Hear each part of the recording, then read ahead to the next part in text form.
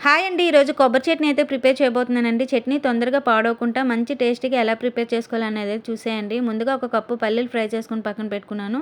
తర్వాత చిన్న బాండీ పెట్టి కొంచెం ఆయిల్ వేసుకొని ఒక స్పూన్ జీలకర్ర, ఒక స్పూన్ ధనియాలు, 10 పచ్చిమిర్చి, 4, 5 వెల్లుల్లి రెబ్బలు వేసుకొని ఫ్రై చేసుకున్న తర్వాత కొబ్బరి ముక్కలు కూడా లైట్‌గా ఫ్రై చేసుకుంటే మంచి చట్నీ టేస్టీగా ఉంటుందండి. అలానే చట్నీ కూడా తొందరగా పాడవదు. సో, మిక్సీ జార్ తీసుకొని అందులో పల్లీలు పొట్టు తీసుకొని ఒక కప్పు వేపిన శనగపప్పు వేసుకొని కొబ్బరి ముక్కలన్నీ వేసేసుకొని తగినంత సాల్ట్ వేసుకొని మెత్తగా మిక్సీ చేసేసుకోవాలండి. సో, ఇలా మిక్సీ చేసుకున్న తర్వాత పోపు కోసం అయితే ప్రిపేర్ చేసుకుందాము. స్టవ్ మీద కళాయి పెట్టుకొని కొంచెం ఆయిల్ వేసుకొని అందులో ఒక స్పూన్ అయితే ఆవాలు, మినపప్పు, జీలకర్ర, శనగపప్పు వేసుకొని ఒకసారి ఫ్రై చేసుకోవాలండి. తర్వాత ఎండుమిరపకాయలు కూడా వేసుకొని ఫ్రై చేసుకోవాలి. పోపు ఎంత బాగా వేగితే అంత చట్నీ కూడా టేస్టీగా ఉంటుందండి. ఫైనల్‌గా కరివేపాకు అయితే వేసుకొని చట్నీలో వేసేసుకోవడమండి. టిఫిన్ షాప్‌లో చట్నీ కంటే చాలా బాగుంటుందండి. ఒకసారి అయితే ట్రై చేయండి. ఈ వీడియో నచ్చితే లైక్ చేయండి. అలానే సబ్స్క్రైబ్ చేసుకోండి. బై.